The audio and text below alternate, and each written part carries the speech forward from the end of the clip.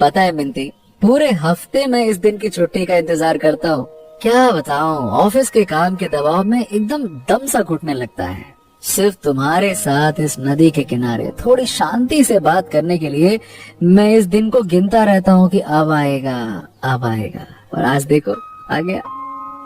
वो तो होगा ही, छुट्टी का दिन होगा तभी तो मुझसे मिल पाओगे, इसलिए तुम छुट्टी के दिन का इंतजार करते हो। मैं जानती हूँ कि तुम मुझसे कितना प्यार करते हो, इसलिए मुझे भी इस बारिश के दिन तुम्हारे साथ रहना बहुत अच्छा लगता है।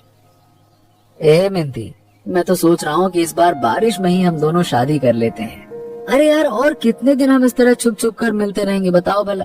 दोनों परिवारों के बीच बात हो चुकी है, अब बस हाथ पीले ही होना तो बाकी है। और इस सुहाने मौसम में ही हमारी नई जिंदगी की शुरुआत हो तो हाँ, कितना अच्छा लगेगा। क्या कहती हो? मुझे ये कीचड़ और पानी बिल्कुल पसंद नहीं है। बारिश के मौसम में शादी होगी तो चारों तरफ सिर्फ कीचड़ और पानी होगा, सबको आने में परेशानी होगी। उससे अच्छा होता अगर शरद ऋतु की सुंदर धूप में काश के फूलों के बीच शादी होती तो कितना अच्छा लगता, बताओ।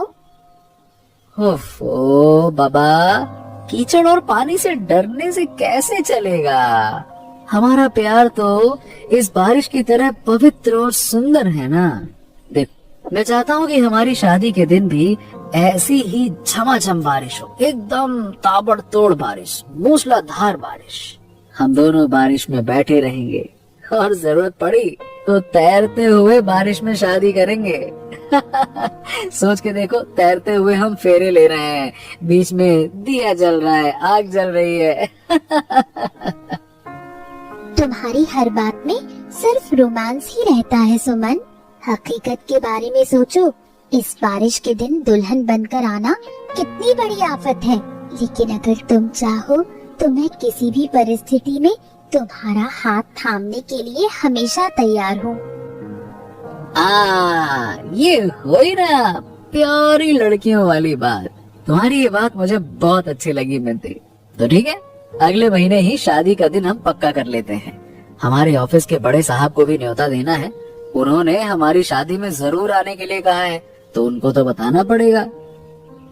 हाँ, माता पिता से बात करके कोई अच्छा सा दिन देख लो, लेकिन शादी की दावत बहुत अच्छी होनी चाहिए, सब लोग खाकर तारीफ करें। खासकर बकरे के मटन का भुना एकदम मजेदार होना चाहिए। वो सब जिम्मेदारी मेरी है, खाने में कोई कमी नहीं होगी। गांव के सभी लोग पेट भरकर मटन और चावल खाएंगे, ठीक है। अरे बाप रे बाप, कैसी हवा चल रही है। चलो चलो चलो चलो, बारिश बढ़ रही है, छाता ठीक से पकड़ो, नहीं तो दोनों भीग जाएंगे और बुखार हो जाएगा।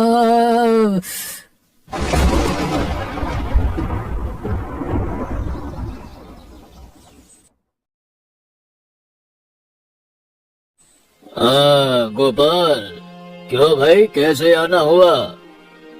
हाँ बाबूजी, पिछले हफ्ते आपके खेत में 4 दिन लगातार कड़ी धूप में काम किया था, उसी मजदूरी के पैसे लेने आया हूँ।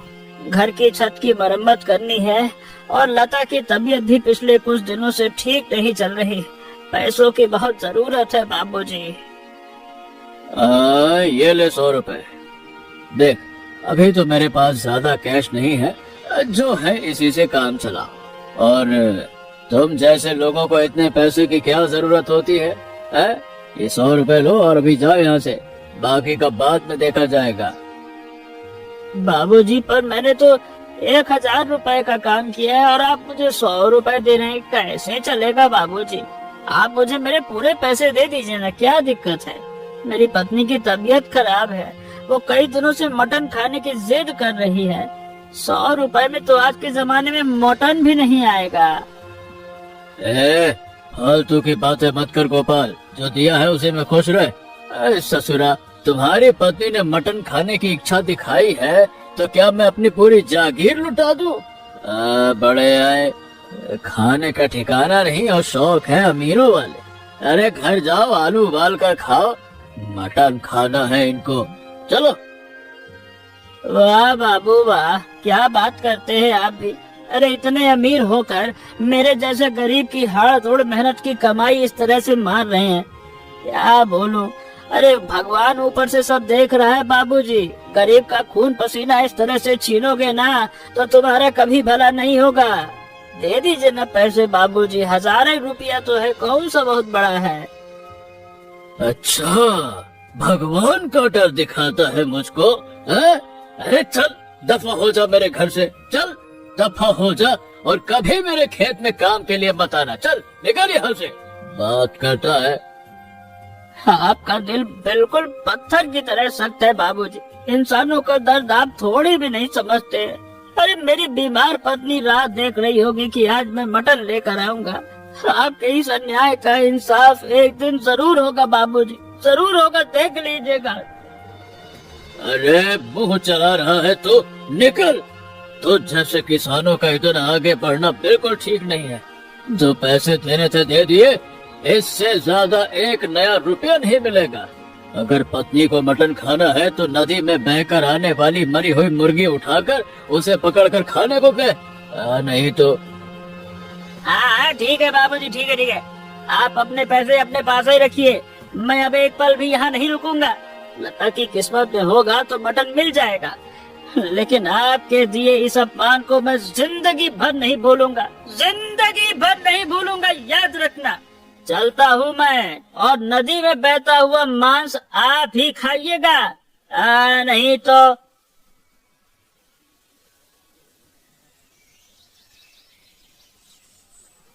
अरे सुमन बाबू, आज तो रात के समय मटन ले रहे हैं।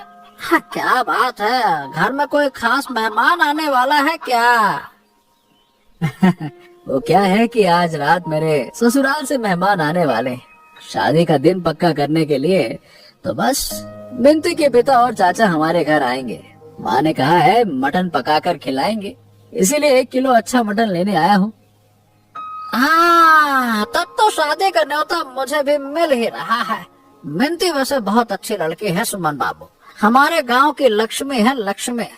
तुम्हारे साथ उसकी जोड़ी बहुत जमेगी। शादी के दिन मटन का बड़ा ऑर्डर ना हमको ही देना, एकदम ताजा ताजा देंगे। अरे हाँ हाँ कराए भैया, शादी में तो पूरे गांव के लोगों को खिलाएंगे। तुम्हारी ही दुकान से सारा मटन लिया जाएगा। तुम बस अच्छे मटन का इंतजाम रखना, ताकि मेहमान खाकर कहें कि मटन बहुत बढ़िया था और शादी में खाकर तो मजा ही आ गया।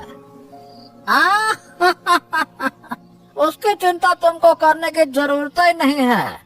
कन्हाई के दुकान के मटन का नाम इस आसपास के 10-10 गांव में नंबर 1 पर है। हाँ, तो ये बताओ बाबू, शादी का दिन कब तय हो रहा है? अगले महीने ना?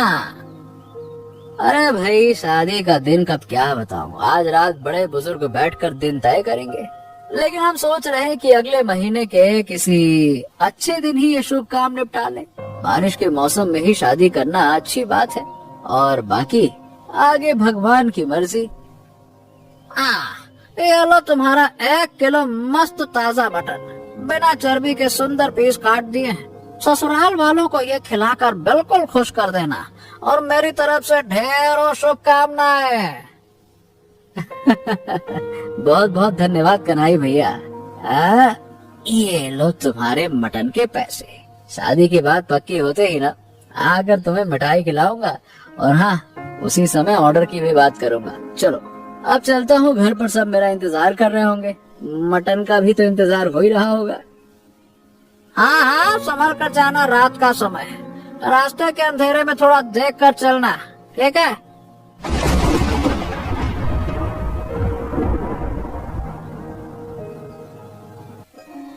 अगर मटन होता तो मैं चावल खा लेती।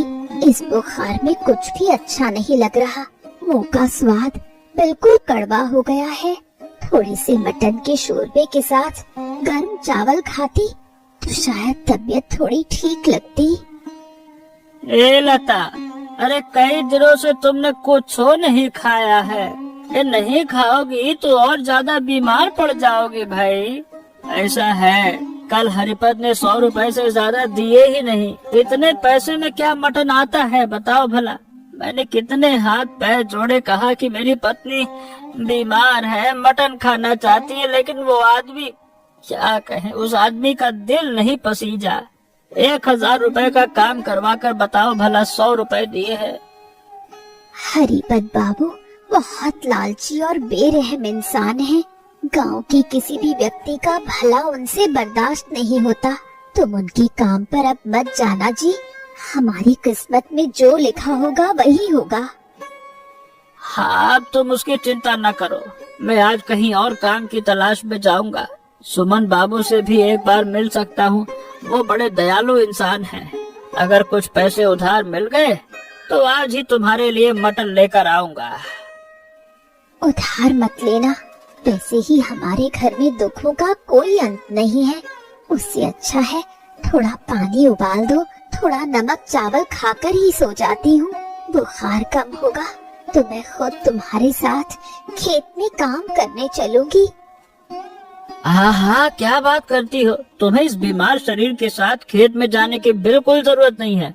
अरे भाग्यवान, मेरे रहते तुम्हें इतनी तकलीफ होने दूंगा क्या? हाँ, नहीं तो ऐसा है कि देखो, हरिपत ने भले ही पैसे मार लिए हो, लेकिन भगवान हमें कोई न कोई रास्ता जरूर दिखाएगा, है ना? चलो तुम थोड़ा आराम करो, मैं आता हूँ। तुम्हारी इस तकलीफ के लिए क्या बताऊँ, मैं ही जिम्मेदार हूँ। मैं अच्छा पति नहीं बन पाया, लेकिन ए लता, मैं वादा करता हूँ आज हो या कल मैं तुम्हें मटन की दावत जरूर खिलाऊंगा, है ना? चलो शांति से सो जाओ। तुम ऐसी बातें मत करो। तुम बहुत ईमानदार और मेहनती हो। तुम्हारे जैसा पति पाना किस्मत की बात है। मेरा मटन खाने का मन अब बदल गया है। चलो देखता हूँ, तुम्हारे लिए कुछ खाने को लाता हूँ।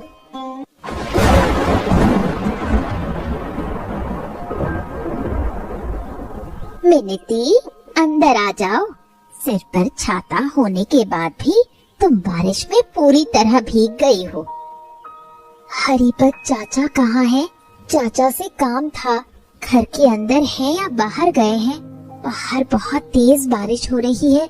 सोचा चाचा शायद इस समय घर पर ही होंगे, इसलिए छाता लेकर चली आई। तुम्हारे चाचा तो अंदर कमरे में हिसाब किताब लेकर बैठे हैं, लेकिन इस खराब मौसम में अचानक हमारे घर कैसे आना हुआ? कोई काम है या तुम्हारे पिताजी ने कोई जरूरी बात कहने के लिए भेजा है? अगले महीने मेरी शादी है, इसलिए न्योता देने आई हूँ। आप और चाचा मेरी शादी में जरूर आना। ये लीजिए शादी का कार्ड। सुमन और मेरी शादी अगले महीने की 15 तारीख को बिल्कुल पक्की हो गई है चाची। वाह वाह, ये तो बहुत अच्छी खबर सुनाई मिनती। सुमन जैसा अच्छा नौकरी पेशा और शरीफ लड़का इस गांव में दूसरा कोई नहीं है। तुम दोनों की जोड़ी बहुत अच्छी लगेगी। मैं तुम्हारे चाचा से कहूँगी कि तुम्हारी शादी में जरूर चले। चाची, आप शादी के दिन सुबह सुबह आ जाना। मुझे तैयार करने की पूरी जिम्मेदारी मैंने तुम पर ही छोड़ी है। हाँ बेटा, मैं जरूर आऊंगी और तुम्हें बहुत सुंदर दुल्हन बनाऊंगी। लेकिन तुम्हारे चाचा का मूड आजकल थोड़ा खराब रहता है। व्यापार को लेकर कुछ परेशान है। फिर भी मैं उन्हें समझाकर अपने साथ ले आऊंगी। चाचा से कहना कि चिंता छोड़कर हमारी शादी में आए और थोड़ा खुश हों। सुमन भी कह रहा था कि हरिपत चाचा को खुद जाकर न्योता दो, क्योंकि वो गांव के बुजुर्ग हैं। उनका आशीर्वाद हमारे लिए बहुत जरूरी है। तुम बहुत अच्छी लड़की हो मिनती, सबके बारे में इतना सोचती हो। सुमन के घर जाकर तुम बहुत खुश रहोगी। मैं भगवान से यही प्रार्थना करती हूँ। कार्ड मुझे दे दो, मैं तुम्हारे चाचा के हाथ में दे दूंगी। ठीक है चाची, अब मैं चलती हूँ। अभी कुछ और घरों में न्योता देने जाना है। बारिश थोड़ी कम हुई है, इस बीच बाकी काम निपटा लेती हूँ। शादी के दिन कोई बहाना नहीं सुनूंगी। चलती हूँ फिर।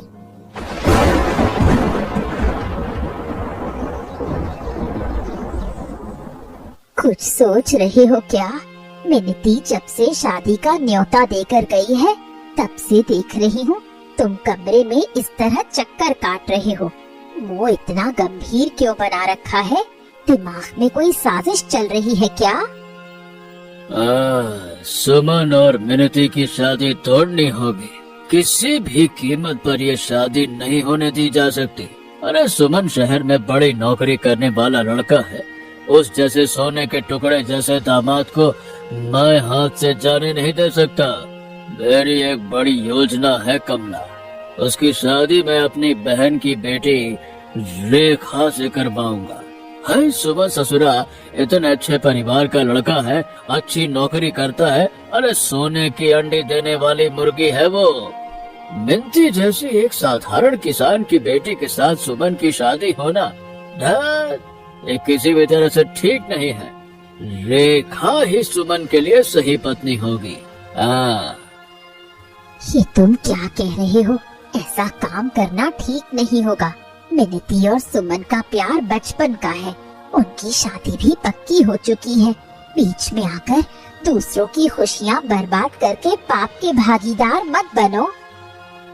अरे देखो, ऐसा है कि मैं शादी तुड़वा कर ही रहूंगा। तुम औरत हो, घर के कोने में बैठी रहो। बाहर के मामले तुम नहीं समझोगी। सुमन की शादी अगर मैंने रेखा से करवा दी तो रेखा सुखी रहेगी। तुम सिर्फ अपने स्वार्थ और लालच के बारे में सोच रहे हो। मिनती हमें कितना सम्मान देती है। उसकी जिंदगी इस तरह बर्बाद कर दोगे तो भगवान तुम्हें कभी माफ नहीं करेगा। मुझे भगवान का वास्ता मत दिया करो कमला। इस दुनिया में ना पैसा और रुतबा ही सब कुछ होता है। भगवान कुछ नहीं होता। फालतू की बात करती हूँ। चलो, मैं कल ही सुमन के ऑफिस जाऊंगा और ऐसी चाल चलूंगा कि सुमन खुद इस शादी को तोड़ने पर मजबूर हो जाएगा। तुम बहुत बड़ा अन्याय कर रहे हो। अपनी बहन की बेटी की खुशी के लिए दूसरी लड़की की जिंदगी तबाह कर रहे हो। मैं इस पाप के काम में तुम्हारे साथ नहीं हूँ। तुम जो कर रहे हो उसका फल तुम्हें खुद ही भुगतना पड़ेगा। तुम्हारे साथ रहने की कोई जरूरत नहीं है। मैं अकेला ये काम कर सकता हूँ। कल सुबह सुमन के ऑफिस जाकर मिनती के नाम पर ऐसा झूठा कलंक लगाऊंगा जिसे सुनकर सुमन के पैरों तले जमीन खिसक जाएगी। देख लेना।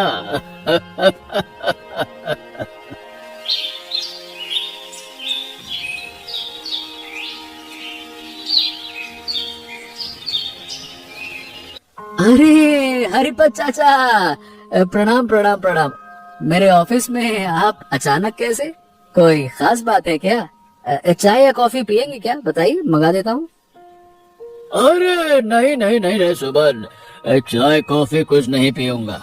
हाँ, दिल बहुत भारी है, इसीलिए तुम्हारे पास भागा भागा चला आया। ए बेटा, तुम शादी करने जा रहे हो उस मिनती से? तेरे की रे, उस मिनती के बारे में एक बहुत बड़ा सच तुम्हें बताना जरूरी है। क्या? मिनती के बारे में? क्या बात कर रहे हैं चाचा? कैसा सच? माने कि वो तो बहुत अच्छी लड़की है। उसे कोई परेशानी हुई है क्या? आप इस तरह से मुझे डरा क्यों रहे हैं? साफ साफ बताइए, बात क्या है? मैं कुछ समझ नहीं पा रहा हूँ। अरे कैसे कहूँ, असल में मिनती की बचपन में एक बार शादी हो चुकी है। हाँ बेटा सुमन, ये कड़वा सच मिनती के परिवार वालों ने तुमसे छुपाया है। वो एक शादीशुदा लड़की है। गांव के एक लड़के के साथ उसकी पहले भी शादी हुई थी। क्या बात कर रहे हैं चाचा आप? ये कैसे मुमकिन है? मिनती तो मुझसे प्यार करती है। उसने कभी मुझसे कुछ नहीं छुपाया। बचपन की शादी की बात तो मैंने कभी सुनी भी नहीं है। क्या मतलब आपको पक्का यकीन है कि ये खबर सच है? ये लो, अरे मैं खुद अपनी आंखों से वो शादी देखा है सुमन। अरे बेटा, तुमसे दुगनी उम्र का हूँ। हाँ, मैं गांव का बुजुर्ग होकर तुमसे क्या झूठ बोलूंगा। अब बचपन से जानता हूँ मिनती को। मैं तुम्हें अपने बेटे की तरह मानता हूँ, इसीलिए इतनी दूर से भागा भागा तुम्हारे ऑफिस आया हूँ। बेटा मैं तुम्हारी जिंदगी इस तरह से बर्बाद होते नहीं देख सकता। क्या बात कर रहे हैं काका, मुझे तो यकीन नहीं हो रहा है। मिंती मेरे साथ ऐसा धोखा कर सकती है? वो तो कॉलेज में पढ़ती है, इतनी शालीन लड़की है।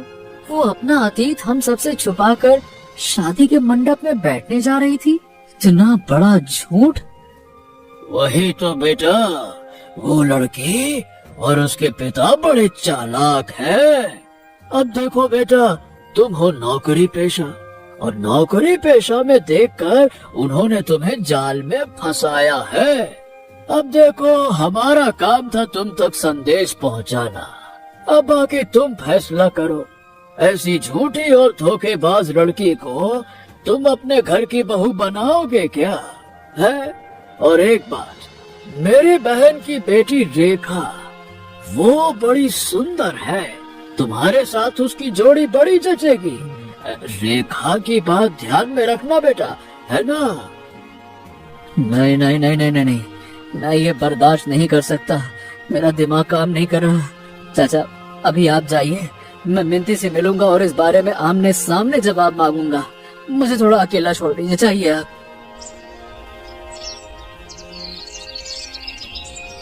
क्या हुआ सुमन? इस तरह अचानक जरूरी काम कहकर नदी के किनारे क्यों बुलाया? तुम्हारा चेहरा इतना उतरा हुआ क्यों लग रहा है? ऑफिस में कोई परेशानी हुई है या तुम्हारी माँ की तबीयत खराब है? मुझे बताओ तो सही। तुम्हारे दिल में ये सब कुछ क्या चल रहा था मिंती? अरे तुमने मेरे इतने सालों के सच्चे प्यार का ये सिला दिया। एक शादीशुदा लड़की होकर तुमने मेरे साथ नई जिंदगी शुरू करने के सपने देखे हैं? सुमन, तुम ये क्या कह रहे हो? मैंने तुम्हें धोखा दिया है? मेरी बचपन में शादी हुई थी? ये सब झूठ तुम्हें किसने बताया है? भगवान की कसम खाकर कहती हूँ, ये सब मन गढ़ंत और झूठी बातें हैं। विश्वास करो मेरा। हरिपत चाचा ने खुद मेरे ऑफिस आकर ये बात कही है और तुम पूछती हो क्या क्या क्या क्या? अरे वो हमारे दुश्मन नहीं है जो झूठ बनाकर बातें बोलेंगे। उन्होंने खुद तुम्हारी शादी देखी है और तुम अब भी अपना गुनाह मानने से इनकार कर रही हो। कब तक झूठ बोलोगी? अरे बोल दो, सच बोल दो। हरिपत चाचा एक नंबर के दुष्ट इंसान है। उन्होंने हमारी शादी तोड़ने के लिए ये घटिया साजिश रची है। तुम उनकी बातों में आ गए सुमन, लेकिन मेरे इतने सालों के प्यार पर तुम्हें जरा भी भरोसा नहीं हुआ। हाँ, हे भगवान, अब मुझे माफ कर दो मिंती। मैं गुस्से में बिल्कुल अंधा हो गया था। हरिपत चाचा का नाटक देखकर मैं सच और झूठ का फैसला कर ही नहीं पाया। तुम उस जैसे लालची इंसान की बात सुनकर मेरे चरित्र पर उंगली उठा रहे थे सुमन। मेरा दिल फटा जा रहा है, लेकिन मैं खुश हूँ कि तुम्हें आखिरकार समझ आ गया।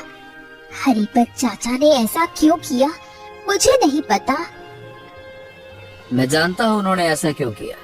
वो अपनी बहन की बेटी से मेरी शादी करवाना चाहते, लेकिन उनकी ये घटिया चाल मैं कामयाब होने नहीं दूंगा। रुक जाओ, मैं अभी उनके घर जाकर उन्हें सबक सिखाता हूँ। उन्होंने सोचा कैसे ऐसे कि वो तुम्हारे बारे में कुछ भी बोलेंगे और मैं मान लूंगा। अभी जाता हूँ मैं। अरे मिंती, बेटा सुमन, तुम दोनों एक साथ मेरे घर पे? हाँ तो सुमन, क्या तुमने मिंती का असली रूप जानकर शादी तोड़ दी? देखो बेटा, मैंने तुम्हें तो पहले ही सावधान किया था कि यह लड़की ठीक नहीं है।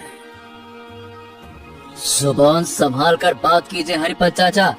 आपकी सारी घटिया साजिश और झूठ को मैंने पकड़ लिया है। कैसे कैसे इंसान हैं आप, बेकार इंसान। ये आपने अपने स्वार्थ के लिए मिंती के नाम पर इतना बड़ा झूठा कलंक लगा दिया। कैसे कैसे कर सकते हैं आप ये? उम्र का लिहाज है? बात करते थोड़ी सी भी शर्म नहीं आई ये सब बोलते हुए, झूठ बोलते हुए? चाचा, आप मेरे पिता की उम्र के हैं। गांव के बुजुर्ग होकर आपने एक लड़की के चरित्र के साथ ऐसा घटिया खेल खेला। मैंने कभी आपका कोई नुकसान नहीं किया, फिर क्यों हमारी शादी तोड़ना चाहते थे? मुझे माफ कर दो बेटा मिंटी। मैं लालच में अंधा हो गया था। सुमन की नौकरी और घर देखकर मेरे मन में पाप आ गया था। सोचा था तुम्हारी शादी टूटेगी तो मेरी बहन की बेटी की किस्मत खुल जाएगी। मैं पापी हूँ पापी, मुझे माफ कर देना, माफ कर देना। आप सिर्फ गुनहगार नहीं है चाचा, आपने इस गांव के सभी लोगों के भरोसे का अपमान किया है। ताकत के घमंड में आपने गरीब किसान गोपाल काका की मेहनत के पैसे भी मार लिए। क्या है यही बड़प्पन है आपका? है यही अमीरी है? बोलिए। मैंने सच में बहुत बड़ी गलती की है सुमन। तुम दोनों का ये पवित्र प्यार देखकर मेरे अंदर का इंसान जाग गया है। मैं ठीक है, मैं गोपाल के सारे पैसे आज ही वापस कर दूंगा और तुम्हारी शादी मैं खुद अपने सामने खड़े होकर करवाऊंगा। चाचा, जब आप अपनी गलती समझ गए हैं तो हम मन में कोई मैल नहीं रखेंगे। इंसान से गलती हो ही सकती है, लेकिन उस गलती को सुधारना ही असली इंसान की पहचान है। आप अच्छे बन जाएं, बस यही हम चाहते हैं। तुम दोनों सच में बहुत बड़े दिल वाले हो। मुझ जैसे गुनाहगार को भी तुम लोगों ने इतनी आसानी से माफ कर दिया। बच्चों, मैं कल से ही तुम्हारी शादी की तैयारियां अपने जिम्मे लेता हूँ और गोपाल को बुलाकर उसकी मजदूरी भी वापस करूंगा। हाँ।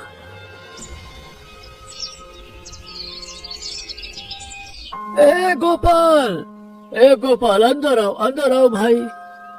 देखो भाई, उस दिन मैंने तुम्हारा बहुत अपमान करके तुम्हें भगा दिया था। गुस्से में और पैसों के घमंड में मैंने तुम्हें बहुत सारी फिजूल बातें सुनाई, तुम्हें सही मजदूरी नहीं दी। मुझे माफ कर दो भाई। ये लो तुम्हारे पैसे। हैं? ये क्या बाबूजी, आप मुझे खुद बुलाकर पैसे दे रहे हैं और माफी मांग रहे हैं? मुझे तो अपने कानों पर यकीन नहीं हो रहा। आप गांव के इतने अमीर आदमी होकर मेरे जैसे गरीब के सामने हाथ जोड़ रहे हैं। ये बाबूजी, ये अरे पैसे और ताकत के घमंड में मैं अंधा हो गया था रे गोपाल, लेकिन सुमन और मिंती ने मेरी आंखें खोल दी। ये लो तुम्हारे काम के पूरे 1000 रुपए और साथ में 1000 रुपए और बोनस दे रहा हूँ। लता के मटन के लिए उसको ले जाकर खिला देना। बाबूजी, आपकी ये दया मैं जिंदगी भर नहीं भूलूंगा। भगवान आपका भला करे बाबूजी, आप सच में बहुत अच्छे इंसान हैं, बहुत अच्छे इंसान। हाँ, भला तो भगवान तुम जैसे लोगों का करे गोपाल। तुम जैसे ईमानदार लोगों को तकलीफ देकर मैंने बहुत बड़ा पाप किया। आज के बाद इस गांव में किसी गरीब पर अत्याचार नहीं होगा। मैं खुद सबके साथ खड़ा रहूंगा। हाँ, मैं आज ही कन्हई की दुकान से मटन लेकर जाऊंगा बाबूजी। लता से कहूंगा कि हरिपत बाबू अपनी गलती समझकर ये पैसे दिए और अलग से मटन खाने के लिए दिए। वो सुनकर तो बड़ी खुश हो जाएगी। हाँ, और सुनो, सुमन और मिंती की शादी में तुम सब जरूर आना। मैं खुद उस शादी के खर्च का एक बड़ा हिस्सा दे रहा हूँ। उत्सव बहुत धूमधाम से होगा बेटा। हम जरूर आएंगे बाबूजी। गांव के हर घर में खुशियों का माहौल है अब। आपका ये बदलाव देखकर पूरा गांव आपकी तारीफ कर रहा है। चलिए, मैं चलता हूँ बाबूजी। लता की दवाई और मटन खरीद कर लौटूंगा। हाँ, लता की तबीयत ठीक हो जाए तो उससे कहना कि एक दिन मेरे घर पर आकर कमला से मिले। तुम लोग खुश रहोगे तभी मेरे मन का ये पाप का बोझ थोड़ा हल्का होगा भाई। माँ, शादी की तैयारियां तो लगभग पूरी हो चुकी हैं। कन्हई को मटन का ऑर्डर दे दिया है। हरिपत चाचा ने खुद जाकर हलवाई और टेंट वाले को तय कर दिया है। फूल वाला हो गया, ये मैट वाला हो गया, टेंट वाला हो गया। चलिए, सब हो गया है। वैसे हरिपत चाचा सच में हमारे लिए बहुत मेहनत कर रहे हैं, क्यों माँ? हाँ रे सुमन, हरिपद इंसान इस तरह बदल जाएगा, ऐसा किसी ने कभी सोचा भी नहीं था। मिनती की किस्मत बहुत अच्छी है, वो हमारे घर की लक्ष्मी बनकर आ रही है। पूरा गांव अब इस शादी के लिए बेताब है। लेकिन माँ, एक बड़ी समस्या हो गई है। शादी के दिन मौसम विभाग की जो रिपोर्ट देखी है ना, उसके मुताबिक बारिश होने की संभावना है। अब ये बताओ, इस बारिश में लोग आकर बैठेंगे कैसे? मैं तो यही सोच रहा हूँ। भगवान पर भरोसा रखो बेटा, वो जो करते हैं अच्छे के लिए ही करते हैं। इतना बड़ा उत्सव जब चारों तरफ है तो थोड़ी बहुत बारिश हमारी खुशियाँ खराब नहीं कर पाएगी। तुम बस अपनी शादी की तैयारियों पर ध्यान दो, बाकी सब देखा जाएगा। सुमन, तुम्हारी शादी के दिन होने वाली बारिश के लिए मैंने एक बहुत बढ़िया इंतजाम किया है। नदी के घाट पर मेरी जो बड़ी नाव है ना, उसे मैं मस्त सुंदर तरीके से सजाकर मंडप बना रहा हूँ। क्या? तैरते हुए घर में शादी का इंतजाम? वाह, क्या बात है चाचा, ये तो बिल्कुल अनोखा आइडिया है। बारिश का पानी नीचे नदी में चला जाएगा और हम सब नाव के ऊपर बैठकर बिल्कुल सुरक्षित तरीके से उत्सव मना सकेंगे। वाह, आपने तो सारी समस्या का हल ही निकाल दिया। हाँ रे, उस तैरते हुए घर को लाइट और फूलों से ऐसा सजाऊंगा कि शहर के लोग भी आकर देखते रह जाएंगे, दंग हो जाएंगे। और खाना पकाने से लेकर दावत का टेंट सब उसी तैयार की हुई नाव के ऊपर बहुत अच्छे से किया जाएगा। भाई साहब, आप हमारे लिए जो कर रहे हैं उसका कर्ज हम कभी नहीं चुका पाएंगे। हमारे बेटे की शादी ऐसे अनोखे तरीके से होगी, ये तो हमने सपने में भी नहीं सोचा था।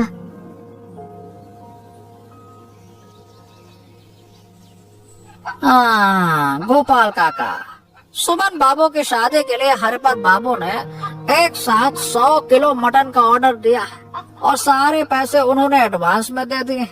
मुझे तो खुशी हो रही कि इतना बड़ा ऑर्डर पहली बार मिला है। हाँ रे कन्हई, हरिपत बाबू अब पहले जैसे बेरहम इंसान नहीं रहे। उनका दिल बिल्कुल सोने जैसा खरा हो गया। उन्होंने मुझे भी शादी की देख रेख के लिए काफी पैसे दिए हैं। लता भी आज बहुत खुश है। हाँ, और लता काकी का बुखार कैसा है? उस दिन तो सुना था कि मटन का शोरबा पीकर उनकी तबीयत थोड़ी ठीक हुई। अब क्या वो पूरी तरह से स्वस्थ हैं? शादी के दिन काकी को बिल्कुल नई साड़ी पहनकर आना होगा। अरे लता तो अब बिल्कुल ठीक हो गई है कन्हई।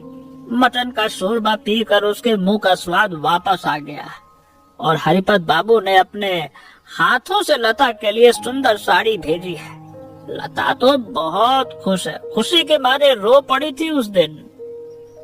वाह, सुनकर ही दिल भर आया काका। तो शादी का इंतजाम नदी के ऊपर तैरते हुए घर में हो रहा है। ऐसी शादी तो हमारे गांव में पहले कभी ना हुई। नाव पर खड़े होकर मैं मटन खाऊंगा एकदम मस्त। हाँ कन्हई, हरिपत बाबू ने अपनी बड़ी वाली नाव को बिल्कुल राजमहल की तरह सजा दिया है। देखो चारों तरफ रंग बिरंगी लाइट, फूल की खुशबू, टेंट। अरे ऐसा लगता नहीं है कि नाव है, ऐसा लगता है कि महल है। नदी का किनारा एकदम मस्त महक रहा है खुशबू से। कल रात पूरा गांव उसी तैरते हुए घर में जाकर एक साथ खाना खाएगा। हाँ, बिल्कुल छोटे बकरे का नरम मटन दूंगा ताकि मुंह में डालते ही घुल जाए। सुमन बाबू और मिंती दीदी की इस शुभ शादी में कोई कमी नहीं रहनी चाहिए किसी भी कीमत पर। क्यों गोपाल बाबू? हाँ तुम सही कह रहे हो कन्हई। हमारे गांव के 2 बच्चों की शादी है। हम सब मिलकर कल साथ में जश्न मनाएंगे। अच्छा चलो अब घर चलते हैं। कल सुबह जल्दी उठकर फिर से नदी के घाट पर जाकर हरिपत बाबू के काम में हाथ बटाना है। चल।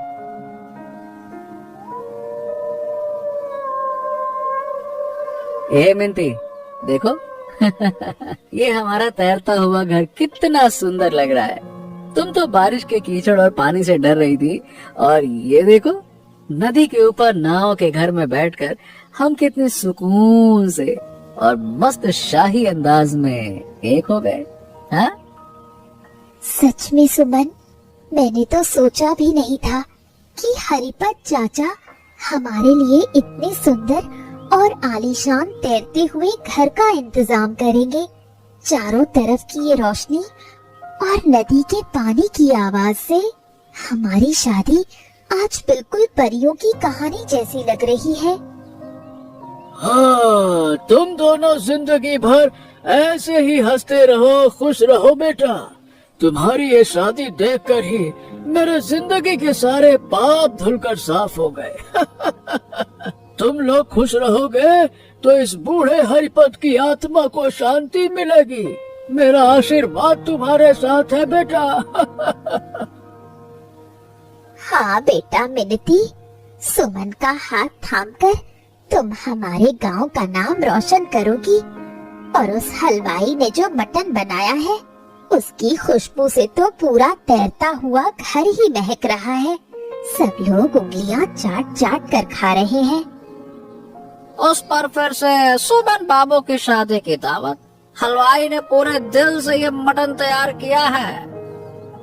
हा, वाह, ऐसा स्वाद जिंदगी में पहले कभी नहीं चखा। लता के चेहरे पर आज कितने दिनों बाद इतनी सुंदर मुस्कान देख रहा हूँ। वाह। तैरते हुए घर में मटन की दावत खाकर दिल को सुकून मिल गया।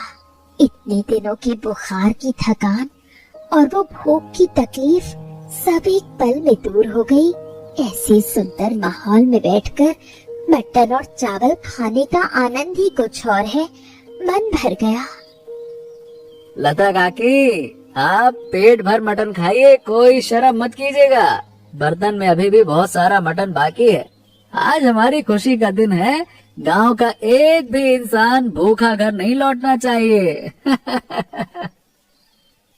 हाँ काकी, गोपाल काका से कहो थोड़ा और मटन ले ले।